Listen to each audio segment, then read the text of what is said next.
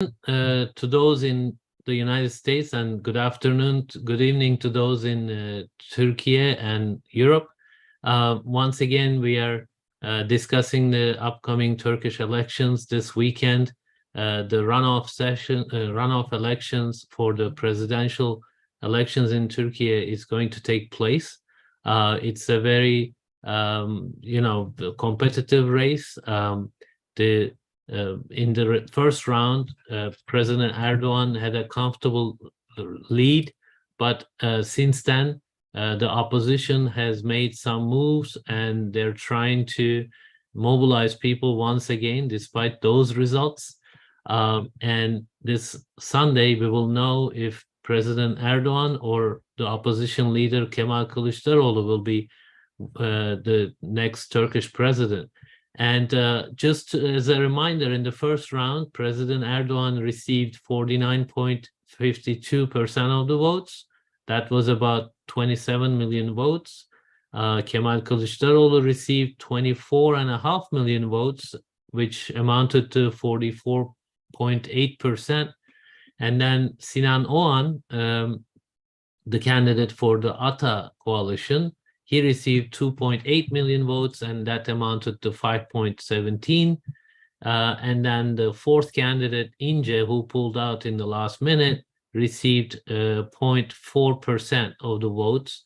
And since then, Sinan Ogan, the third candidate, actually joined President Erdogan, decided to support the current President Erdogan, and his opposition, his coalition, the party that supported him, Victory Party, that is known for their extreme anti-refugee views, they're ultra-nationalists. That party made a deal with the opposition candidate Kilicdaroglu, and so Kilicdaroglu has adopted somewhat of a more nationalist rhetoric. And we'll see if that works, because in the first round, it was clear that nationalist parties increased their votes. And that may have created some problems with the Kurdish votes and others. But we are going to discuss all these details with two distinguished guests and friends and colleagues. Burhanettin Duran is joining us from Turkey. He's the general coordinator of the SITA Foundation. And then my colleague here in DC, Kılıç Kanat, our research director, is joining us from DC as well. So I want to go straight to Professor Duran again. He must feel how things are in Turkey right now, how whether there is a wind one way or the other, from the opposition or from the the Erdogan supporters, AK Party supporters. So Professor Duran, let me ask you, do you feel any strong winds one way or the other that is distinctly different from the first round? Or do you expect kind of both candidates holding on to their votes, but again, ending in a similar scenario? What are your expectations for this Sunday? Thank you for joining us again. Thank you, Kadir. Well, in Turkey, we are just entering into this Sunday elections with discussing nationalism issue. What is true Turkish nationalism, and what would be the preference of Turkish nationalist votes which supported Sinan Ogan in the first round. But of course, these nationalist voters are not united, actually. They are divided between Sinan Ogan and Ümit Özdağ. And Sinan Ogan supported President Erdogan, while Özdağ made a deal with Kılıçdaroğlu.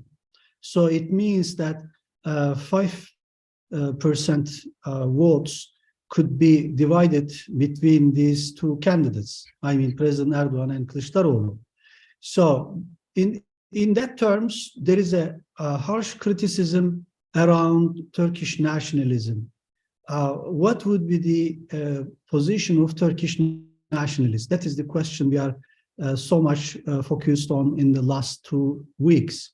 Some people from opposition are arguing that Sinan Ogan shouldn't be supporting President Erdogan, and at the same time, some people from, of course, supporting the President Erdogan is talking about Ümit Özdağ, why Ümit Özdağ is supporting Kılıçdaroğlu while he knows that PKK and FETÖ are supporting this candidate.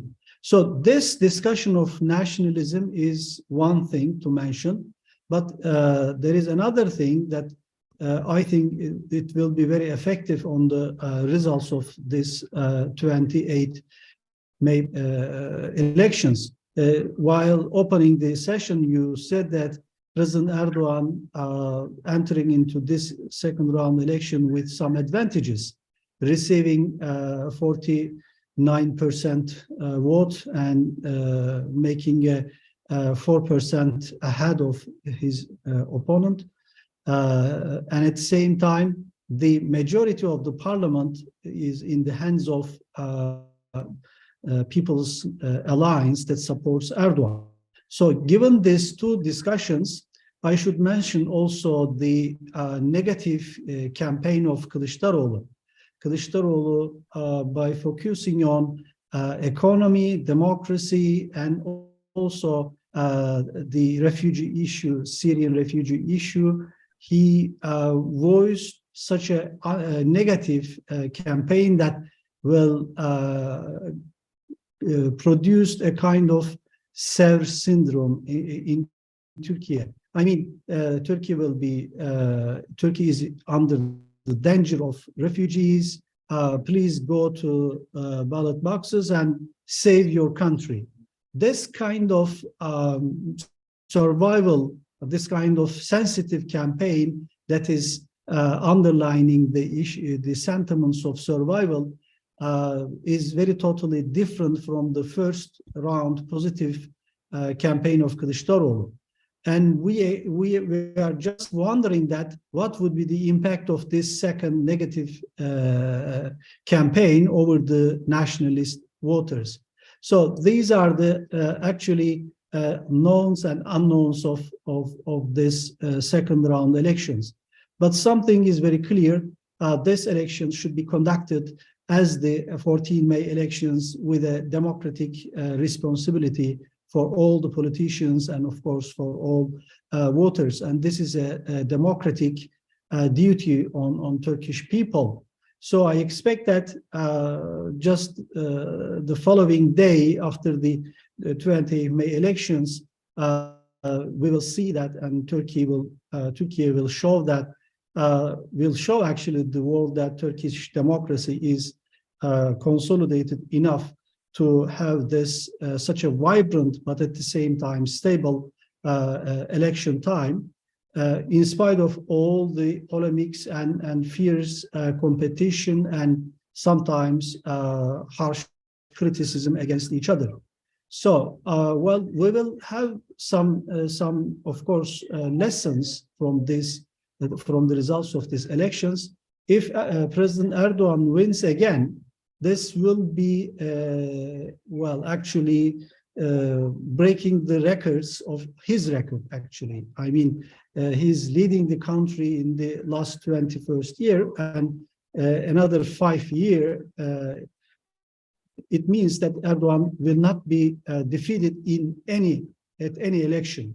And this is the first time in the Turkish history, and I expect that in the world political history, there are not so much repetition of this. Well, if the opposition candidate Kılıçdaroğlu wins, it means that there will be more discussions on the new directions of the new Turkey, foreign policies of new Turkey, and again there will be an experience of cohabitation under presidential system, because the majority is supporting in the parliament President Erdogan. So that will be another unexperienced case for Turkey.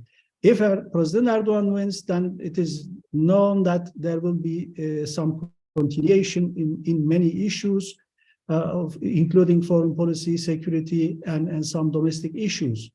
But in overall evaluation, I can say that Turkey, in the last 2 years, Turkey has experienced such a actually tiring and such a full of discussions, election campaign and election period, and people are so much, in a way, tired of all these discussions, and I hope that people will go back to their daily life by selecting movies to watch.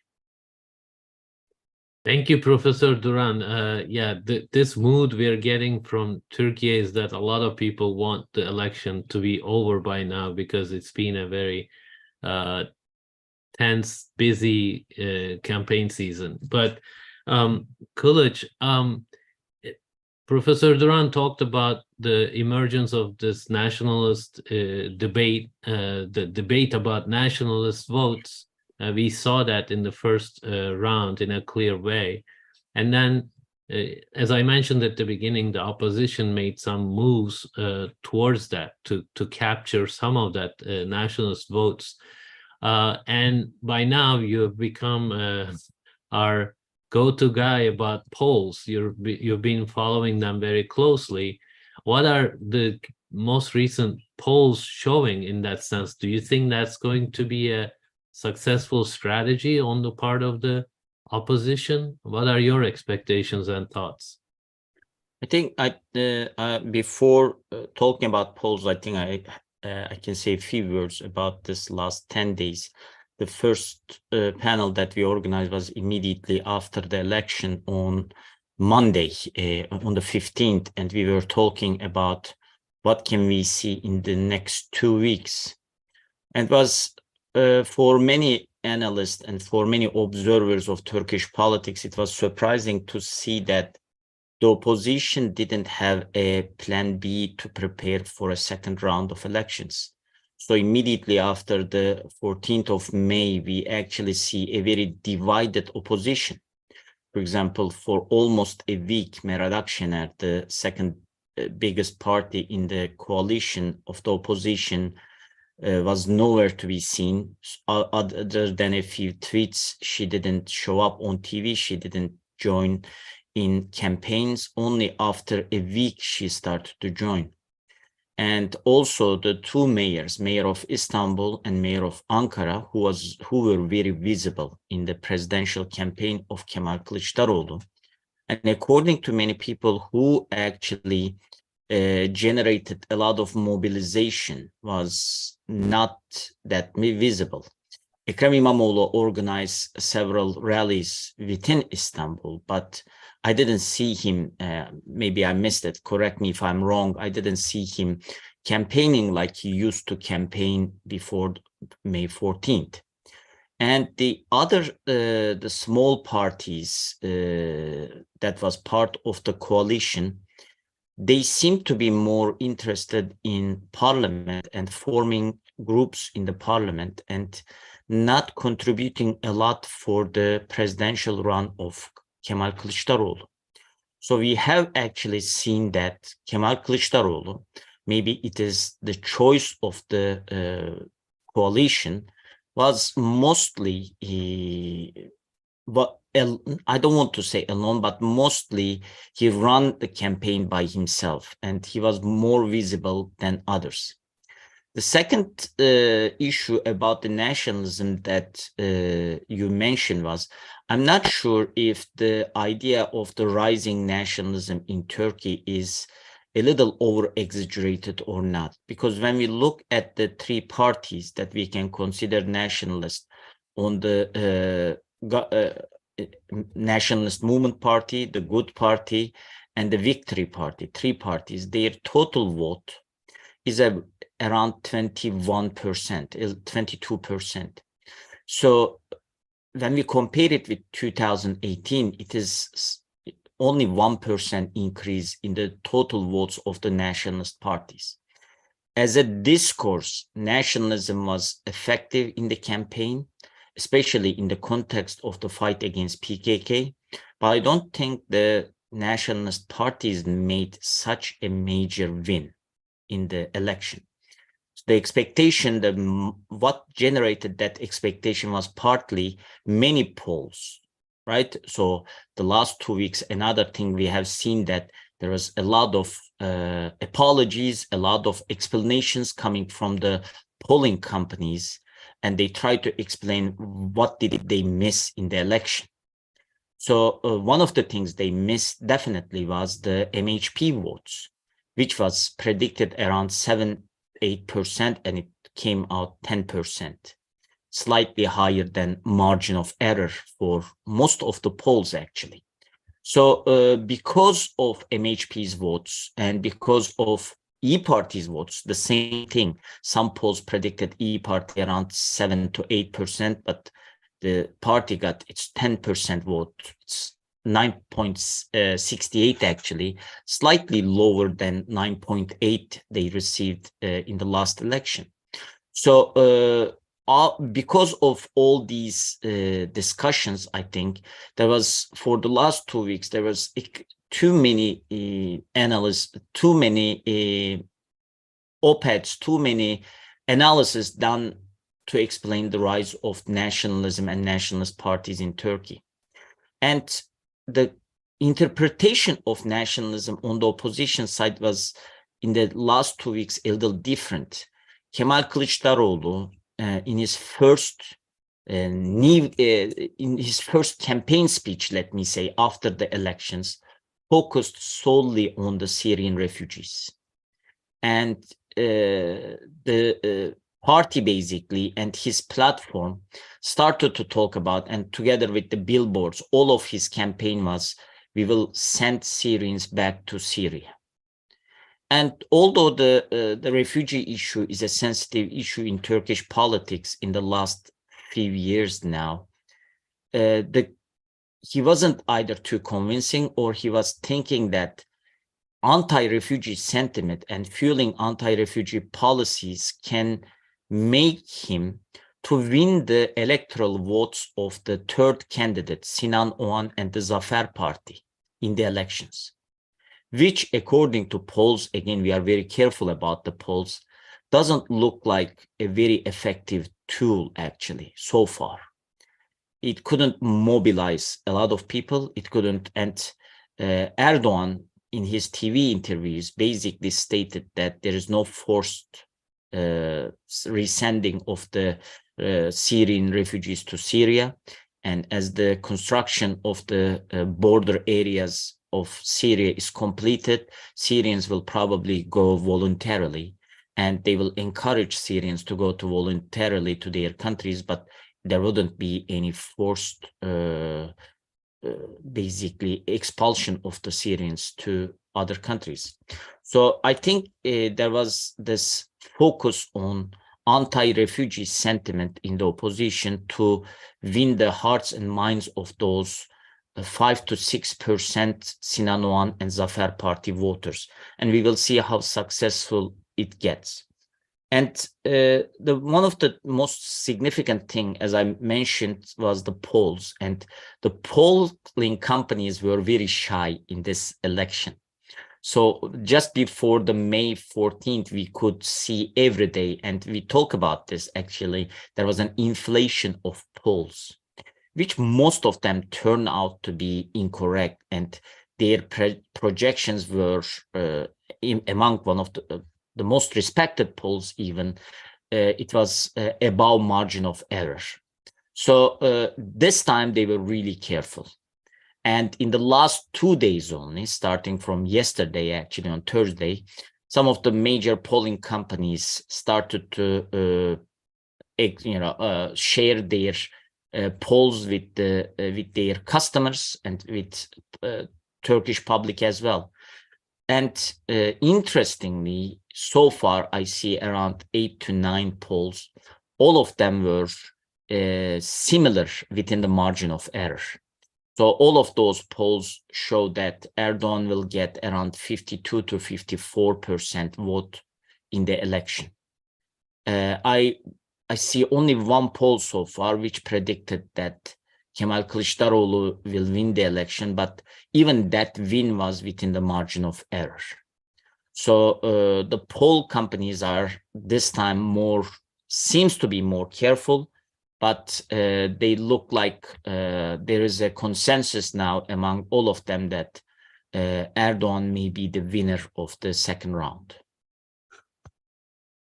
Thank you, Kılıç. I want to continue this discussion around nationalism. Professor Duran, you have a piece out at Middle East Eye, and you talk about how both candidates are vying for the, nationalist vote.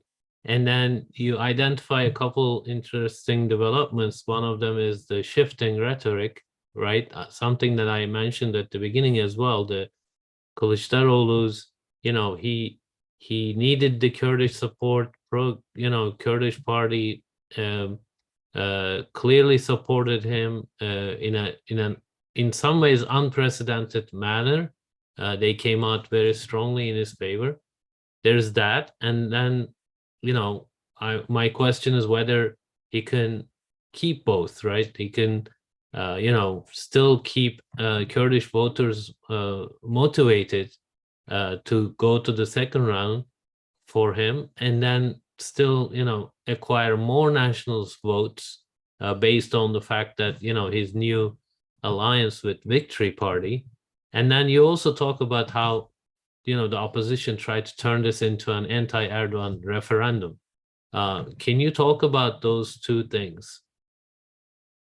Okay. Well, this idea of the rise of nationalism in Turkey is something to be studied in detail academically or some researchers by some researchers from think tanks, because this is not just an issue of election time, but also maybe as a parallel to the rise of nationalism in different parts of the world, including the US, while in Trump's administration. This notion is so much discussed in Turkey. But as you mentioned, there are some different nationalisms as well in Turkey. I mean, Turkish nationalism is not a monolithic movement. The central parties also uses nationalism, including AK Party and CHP. But at the same time, this kind of nationalism is inclusive. It's not anti-Kurdish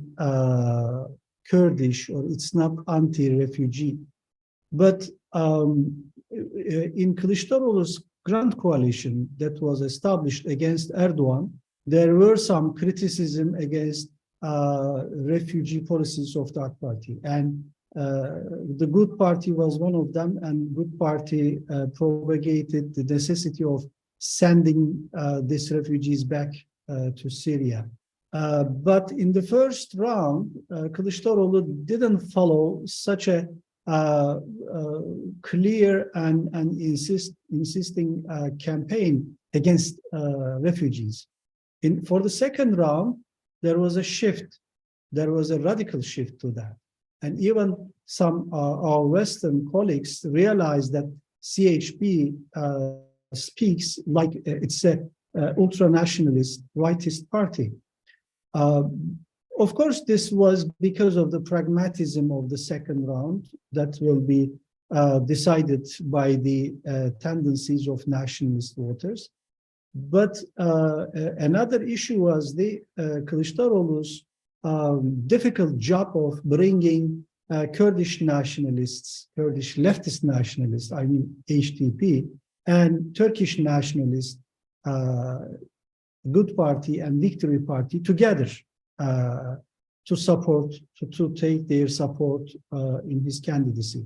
So this is a very difficult job. And actually, I can say that this is a Herculean task to realize it, because of course, Kurdish nationalists are not happy with the victory party's rhetoric and policies. And even Kılıçdaroğlu made a written deal with Özdağ, the head of Victory Party, which is very against HDP's expectations from Kılıçdaroğlu. And HDP politicians explain that we are just taking consideration Kılıçdaroğlu's promises, not Özdağ's policies. So it seems that HDP is supporting Kılıçdaroğlu in spite of all the Turkish nationalist discussions and even the support of ultra-nationalist Victory Party through Kılıçdaroğlu. So this issue we will discuss even after the elections, but I know that in the cities that AK Party lost some votes, there was the notion of, there was the success of Sinan Ogan as the third candidate. And now Sinan Ogan is supporting AK Party. We don't know whether Özdağ's preference or Sinan Ogan's preference will work in the field. So I expect that there will be a partition, division of this nationalist votes. But in any way, President Erdogan is ahead of Kılıçdaroğlu in taking this nationalist votes because of the struggle against terrorism, PKK and FETÖ terrorism. But something was very critical. Kılıçdaroğlu reversed his propaganda, his rhetoric, and he used some nationalist, but at the same time, an anti-terrorism rhetoric. If he is able to persuade some voters, this could have some effect in the results of the second round elections. But actually, personally, I don't expect such an effect because 2 weeks is very short to persuade your voters by this change. I mean, even this change could create some problems with the trust from your voters. In any way, the consolidated voters will follow Kılıçdaroğlu in any terms, whether he is using anti-nationalist or nationalist rhetoric. Well, coming back to your points on the anti-Erdogan referendum, actually, this is again problematic because in the first round, Kılıçdaroğlu presented himself as the leader of the team, great team, very talented team, including the opposition, the leaders of the opposition parties that are supporting him. But this time, he is alone. Well, anyway, it's a preference of a campaign, but there is another negative campaign. Maybe it's an extension of negative campaign over the idea that the country is under the threat of terrorism and refugees. And this time he's using the argument that this election is a referendum against Erdogan. You will not choose me, you will not choose Erdogan. That's something very critical. I mean, at the same time, it's ironic. It seems that you are undervaluing, erasing your name as a candidate to run the country. And this creates some negativity and also some lack of promises. You know, you are not giving the promise that I will deal with all the problems of Turkey and I will do that and I will do that. But on the contrary, if you continue with Erdogan, you will be in jeopardy, you will be losing. Don't do that. Well, we will see whether this is effective on the voters, but personally, again, I don't expect such an effective outcome. Thank you, Professor Duran. Kılıç, I have a question about motivation. So this is a first. Turkey is for the first time going to a second round.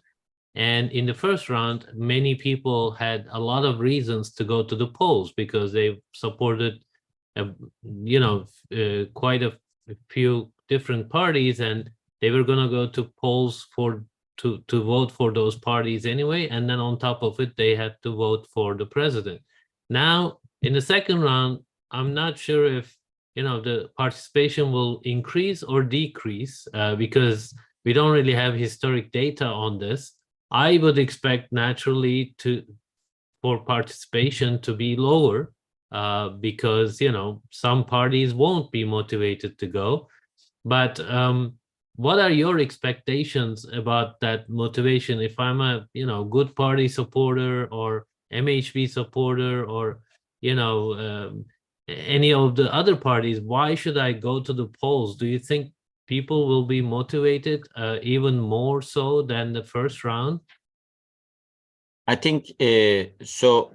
As you just stated, we don't have any data because this is the first time we have a second round of elections. And in the first round, the threshold was put really high with almost 89% of the voters voting in the election. It all depends on the party mobilization. So there are two different challenges here for the party. Number one, in the diaspora votes, we have actually seen that those who went to the polls increased slightly in most of the countries. So we have seen that at least the Turks living in diaspora, there is still motivation and mobilization of the voters. And there were some data that at least 200,000 people that voted in the first round of the elections in diaspora didn't vote, but more than 250,000 people who didn't vote in the first round came and voted. So it shows that there is another group of voters being mobilized as a result of this election. The number two things is in regards to the party alignments, and most of the people who supported one of the parties in the coalitions, either in the Nations Alliance or People's Alliance, they went to the polls partly because there was their party's emblem to vote as well. So in this time, assume that you are a good party voter, right? There is no good party emblem or logo to vote. And the same thing is about the Green Left Party. And of course, the same is about the Nationalist Movement Party. So the big question here is those the leaders of those parties, can they mobilize their voting bloc to vote for President Erdogan or Kemal Kilicdaroglu? And we have seen that in some instances, when the party's logo is not on the ballot, the mobilization and the motivation of the voters can be slightly lower. We have seen this in previous studies about the electoral behavior as well. So that would be the biggest challenge. And because of that, especially the opposition parties are trying to mobilize their voters. And there is a pressure actually over Meral Akşener to mobilize the party's voters to go and vote for Kemal Kilicdaroglu. And that is and this is important not only for who will win the election, but also if especially the opposition coalition will continue or not. Probably after the election, when we see the results, there would be some simulations and there would be some studies. And those studies will show how many % of the other party voters went and voted for Kemal Kilicdaroglu, both in Green Left Party, but most significantly in E Party and those 4 other smaller parties which supported Kemal Kilicdaroglu, and which get an unproportional gain actually in parliamentary seat as a result of the support. And there would be a discussion about how many % of their voters went and voted for Kemal Kilicdaroglu. Because if the election ends with the victory of President Erdogan, probably there will be a lot of scapegoating, a lot of accusations, mutual accusations from the opposition parties that form the opposition bloc towards one another.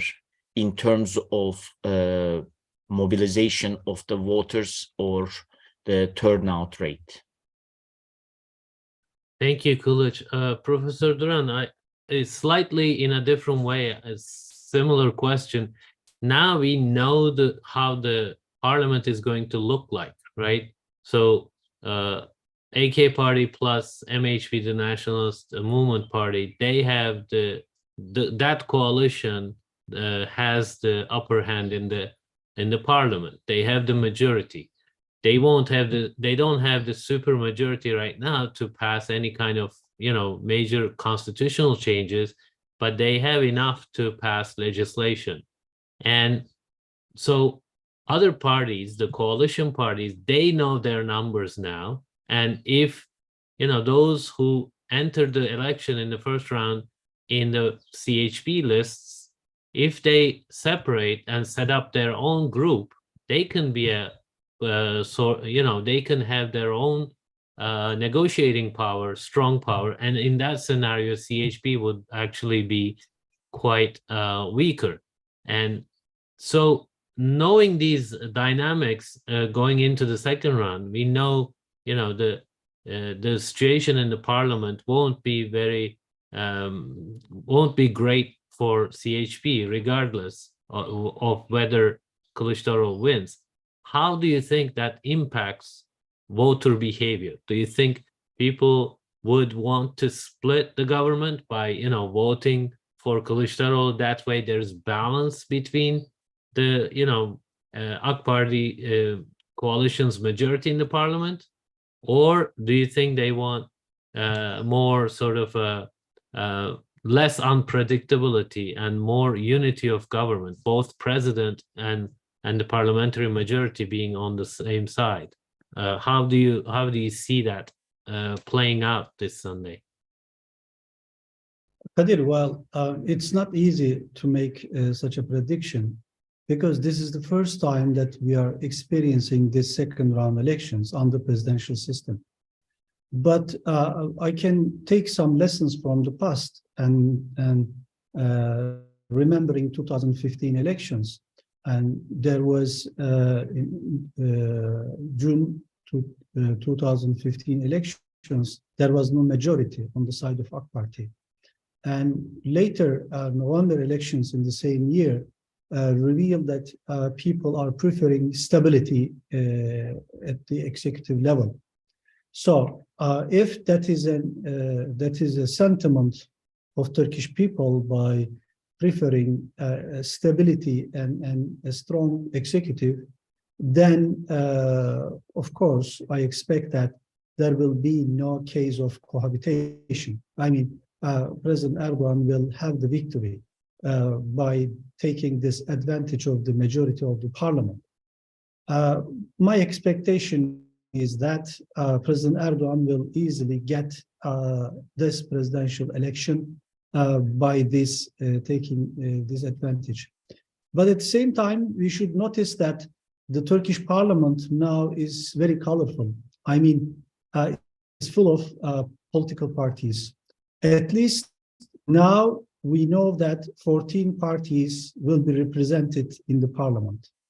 Some of them, 5 of them, will have their groups, but others will compete to have their group, presence of group, parliamentary group.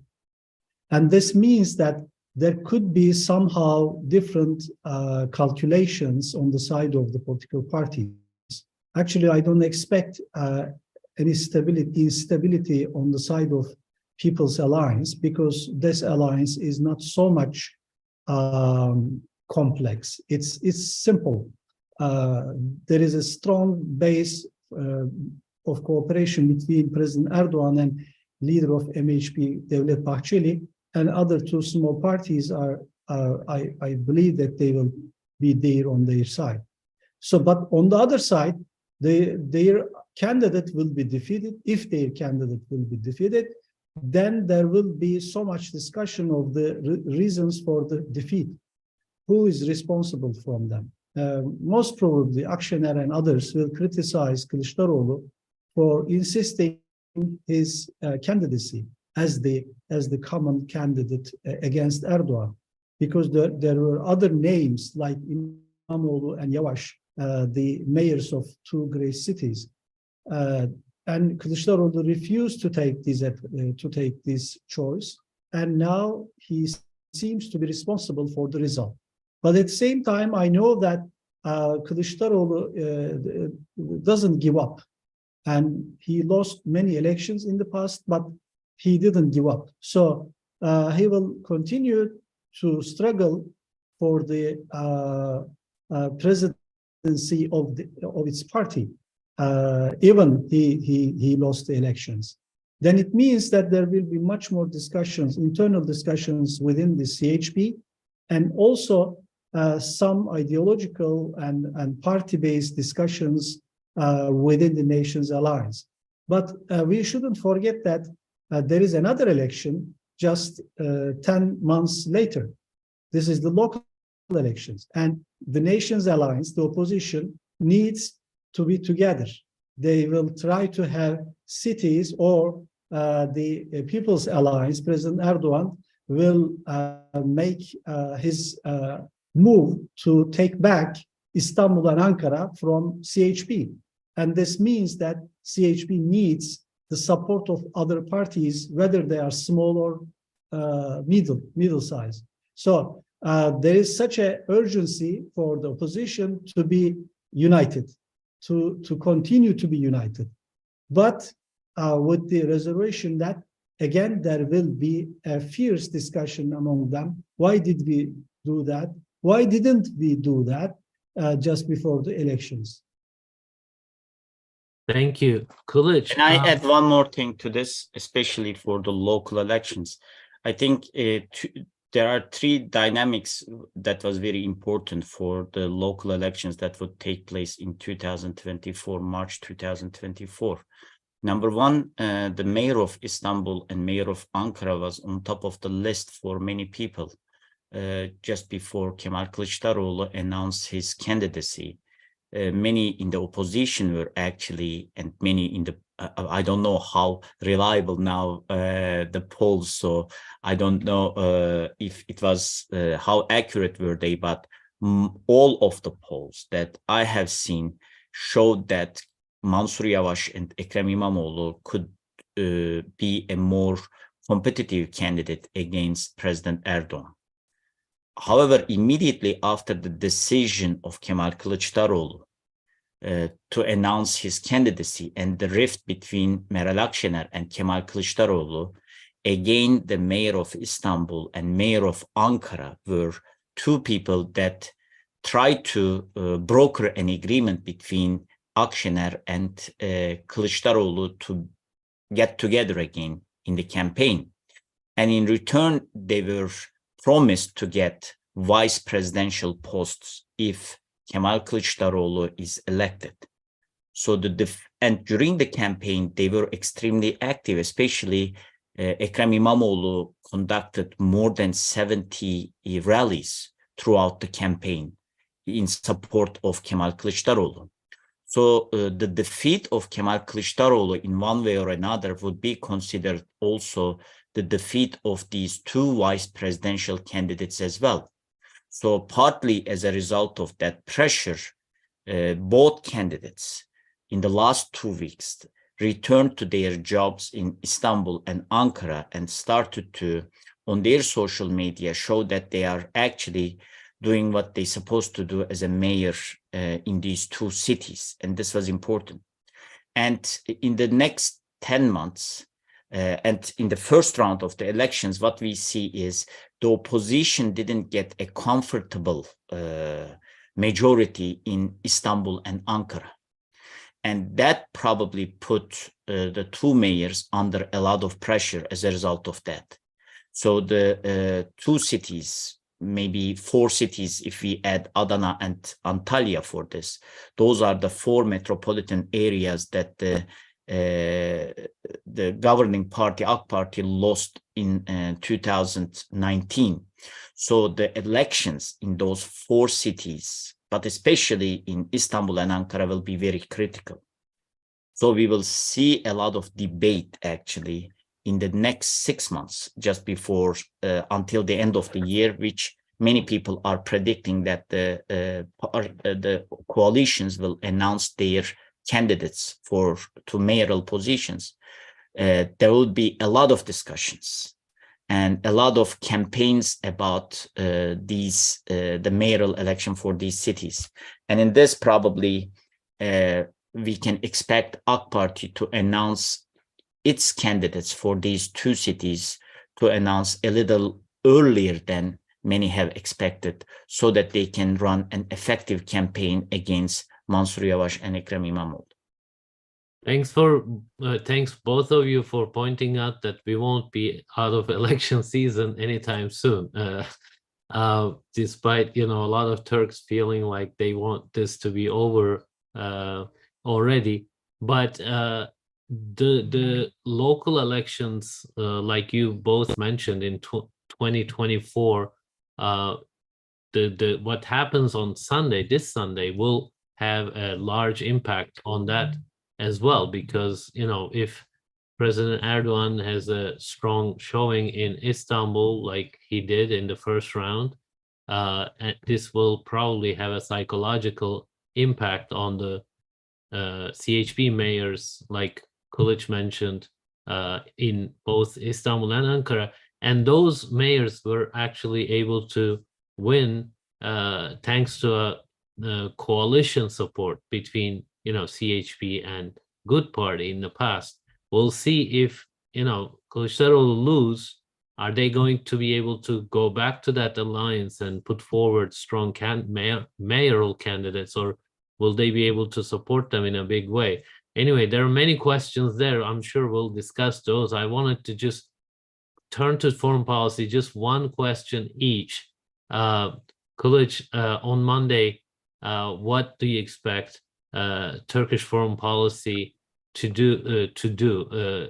We know Syria and refugees, which has both domestic and international affairs dimensions, that has become a hot issue in the campaign. The AK Party, President Erdogan is promising to return some of them voluntarily, but the opposition says they're going to send them all within a year or two, something like that. So, starting from that, what kind of foreign policy outlook do you expect starting next week, regardless of who wins? I think President Erdogan, it has been now almost 18 months, was following a very proactive foreign policy, both in the Middle East and in regards to the crisis in Ukraine and Russia. And I think the earthquake that took place in February 6 a little interrupted this process, but immediately after the election, together with the reconstruction of those areas, I would expect the policy, the proactive policy, foreign policy would continue, resume actually after the 14th. And in one of the most important agenda items of this new foreign policy will be, of course, the US-Turkey relations.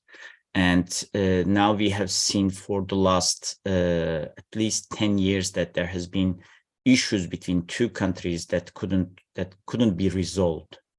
And with the new Erdogan period now, the 5 years of no election other than the local elections, we will see how US will react to this and how US will be willing to resolve these problems. Because in most instances, from S-400s to F-35 to F-16 issue to YPG issue in Syria, in most of those areas, United States didn't seem to have a conciliatory tone to resolve these problems so far.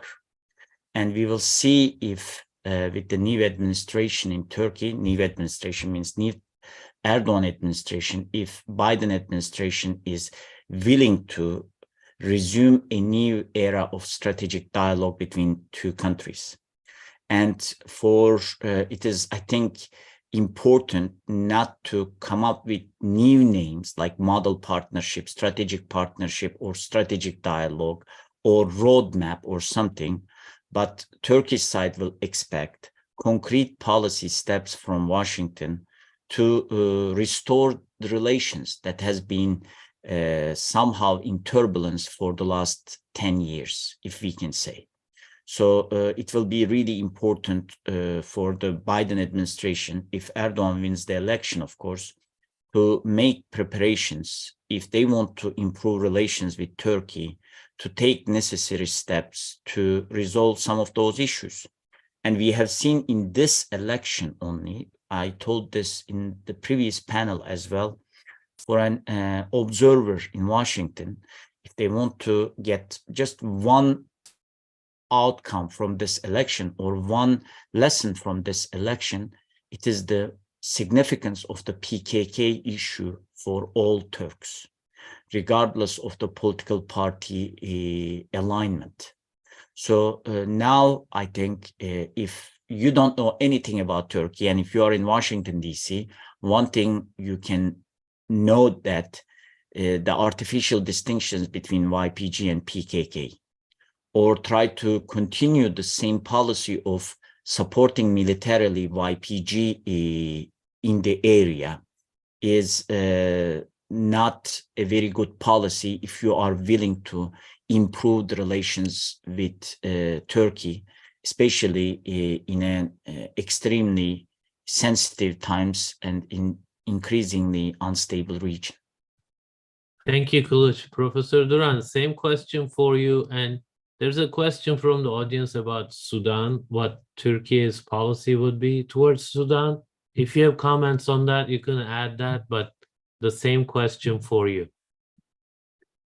Well, you know, Kadir, President Erdogan is a leader very busy with foreign visits.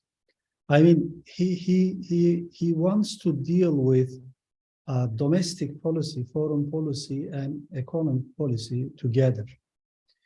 So because of these elections and also the earthquake issues, President Erdogan is not traveling enough. And I expect that this foreign policy issues, after establishing the cabinet, will dominate President Erdogan's main political agenda. And of course, the war in Ukraine would be an important subject to that agenda. And also normalization, to continue the normalization with Middle Eastern countries, and also to have some better economic relations with the Gulf countries would be on the top of the agenda. And it is the same with the Turkic world. I mean, Turkey is trying to, especially after the Karabakh war, and Turkey's prestige is very high in Central Asia. And Turkey, by seeing the great power competition in Central Asia, Turkey is investing much more than politically, diplomatically in this region. And I expect that there will be more visits. Of course, Africa will be another continent that President Erdogan is, throughout the years, is paying enough attention to Africa. All these foreign policy agenda issues will be very related to Turkey's economic considerations as well. Well, when it comes to US and Europe, it depends on how the Western capitals, including Washington and Brussels, evaluated the results of Turkish elections. Of course, if President Erdogan wins, it means that there is such a nationalist sentiment over the issue of US policy towards PKK and YPG, and also European capitals' reluctance in this issue of PKK's presence in their countries. But again, the ideological perspective is very important. I mean, if the Western capitals take the decision that let's leave some ideological problems between us and Erdogan, and just look at the concrete policies and pragmatism, then there will be some issues of cooperation and positive considerations between Turkey and Europe, between Turkey and the US. I expect that seeing that, Erdogan is there for 5 years, Erdogan is leading Turkey in the next 5 years, we should we should find some ways of working together. Then I expect some positive developments between Turkey and US and between Turkey and Europe. This is not just only about President Erdogan's policy, it's also about the policies that would be decided on the Western capitals. Well, if Kilicdaroglu wins, then he would be much more preoccupied with the national issues, with the how to establish cabinet, how to make a working government, and how to deal with the economic issues, and all domestic issues will be in his agenda. And I don't expect that foreign policy issues will come to his agenda for the next 6 months, if it is not so urgent. Yeah, that's the thing I could say. Well, in Sudan, Turkey, of course, expects a peaceful solution to Sudanese problem, this is that I can say now. Well, I want to thank both of you for this in-depth discussion about the elections on Sunday. Once again, we hope that it will bring a good outcome for the future of the country, regardless of what happens. And we're probably going to be discussing the results on Monday if we can get our schedules aligned. But next week, hopefully, we'll talk to all of you. Thanks for joining us on Zoom and on social media, and see you next time. And thank you, Professor Duran, and thank you, Kılıç. See you next time.